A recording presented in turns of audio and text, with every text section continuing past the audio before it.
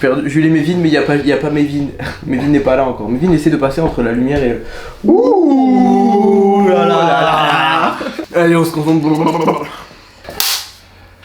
Salut YouTube, j'espère que tu vas bien. On se retrouve aujourd'hui pour une nouvelle vidéo en compagnie de Mévin.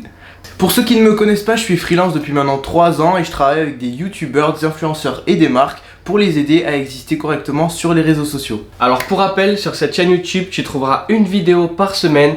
Donc il y aura des tutos qui vont t'apprendre à progresser dans la vidéo. Tu auras aussi des vlogs de tous les projets, les réalisations qu'on va faire, comme des shootings photos. Il y a celui d'Ilona qui s'affiche juste ici. Tu pourras également retrouver des behind the scene, des vidéos qu'on va réaliser pour des clients, pour des marques, pour des influenceurs ou toute autre personne. Mais avant tout ça, place à l'intro.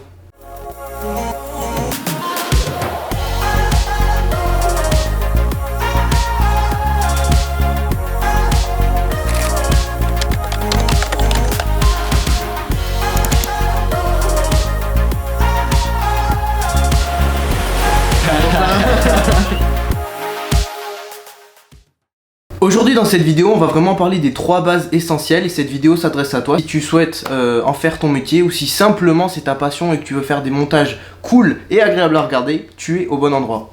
Le premier conseil que je vais te donner, ça peut vraiment te paraître idiot mais c'est essentiel, c'est apprends à créer. En fait il va falloir que tu développes ta créativité et au début au lieu de te focaliser sur le matériel ou autre, il va falloir que tu utilises tout ce que tu peux, ta GoPro, ton téléphone, ton réflexe, vraiment n'importe quoi, mais que tu développes ta créativité. Pour te donner un exemple par rapport à cette situation, j'ai personnellement commencé la vidéo avec une GoPro il y a quelques années. Les premières vidéos que j'ai faites professionnellement, c'est simple, je l'ai fait avec mon iPhone, tout simplement un iPhone 7 Plus sur un petit stabilisateur DJI Mobile à 150 € et c'est grâce à ça que j'ai réussi à me payer mon premier boîtier, mon premier vrai appareil photo. Si tu veux un conseil, fais avec ce que tu as et tu pourras toujours faire quelque chose de très bien et même avoir des personnes qui voudront te payer pour ce que tu fais.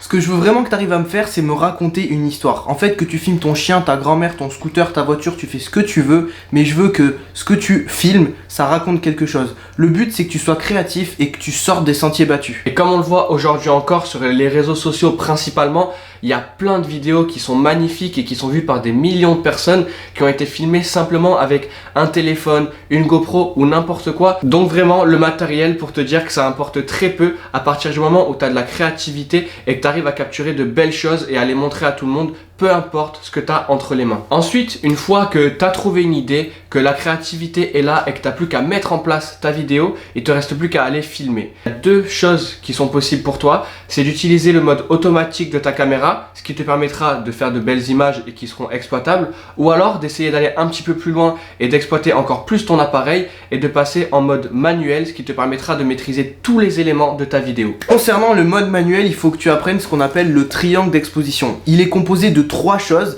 Ces 3 choses, je te les détaillerai beaucoup dans une autre vidéo, mais il faut vraiment que tu retiennes la base de ces 3 choses. La première chose, c'est ce qu'on appelle les ISO, c'est la sensibilité à la lumière. Plus ton nombre d'ISO sera bas, plus ton image sera sombre. A contrario, plus tes ISO seront hauts, plus ton image sera claire.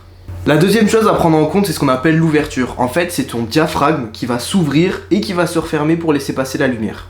Plus tu vas vers les nombres élevés, plus ton diaphragme sera fermé et donc moins il y aura de la lumière sur ton capteur. Attention, ce paramètre est à l'envers. Et dernier élément de ton triangle d'exposition, ça va être la vitesse d'obturation.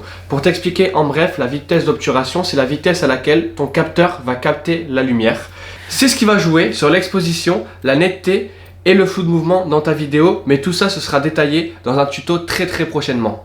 La dernière base, et c'est l'une des plus importantes, c'est pense au son. Il faut que tu saches qu'une des choses les plus importantes en vidéo, c'est le son. Je vais te donner un exemple. Si tu vas sur un site de streaming et que tu regardes une vidéo, la qualité de l'image elle sera pourrie, mais tu vas rester. Pourquoi? Parce que le son est bon. Aujourd'hui, tu as plein de moyens économiques d'enregistrer ton son. Tu as tes écouteurs, ton téléphone, des enregistreurs externes sans forcément investir dans du matériel professionnel. Et il faut que tu t'en serves pour avoir une qualité optimale d'écoute. Deuxième chose, il faut aussi que tu penses à la musique que tu vas mettre en arrière-plan parce que c'est... Tu vois, là le son il était dégueulasse et franchement je pense pas que tu sois resté à regarder cette vidéo aussi longtemps si le son avait été comme ça pendant toute la vidéo. Du coup, il faut que tu penses aussi à mettre une musique qui est en lien avec l'émotion que tu veux transmettre. Si tu veux transmettre du voyage, il faut que tu mettes une musique dynamique. Si tu veux transmettre de la tristesse, il faut que tu mettes une musique plus triste. Pense également à utiliser des musiques libres de droit pour éviter le shadow ban de ta vidéo. Tu as plein de plateformes gratuites, notamment YouTube. Tu tapes musique libre de droit, tu vas en avoir plein. Après, il y a des plateformes payantes, mais on part sur le fait que tu débutes en vidéo ou que tu veux juste améliorer. Donc, utilise des musiques libres de droit. Et dernier petit conseil que je peux te donner par rapport au son, et ça tu verras que tu vas le remarquer sur chacune des vidéos, c'est le sound effect. Donc c'est simplement les effets de son que tu vas pouvoir rajouter à ta vidéo. C'est des choses qui sont très simples. Tu peux tout simplement aller sur YouTube, si tu filmes la plage, que tu as un beau paysage, un beau b-roll d'une plage, parce que tu sais ce que c'est un b-roll maintenant. Si tu filmes la plage, tu verras que d'ajouter simplement le bruit des vagues que tu vas télécharger sur YouTube. Si tu filmes des enfants qui sont en train de s'amuser et que tu as des petits rires d'enfants, tu verras que ta vidéo elle va glow up tout d'un coup, et que même sans que le spectateur s'en rende compte, ça va rendre ça plus réel et ça va rendre ça vraiment un petit peu plus contrasté, un peu plus joli, et tout le monde va apprécier. Il va venir avec toi dans la vidéo en fait. Ah, ok, j'ai compris.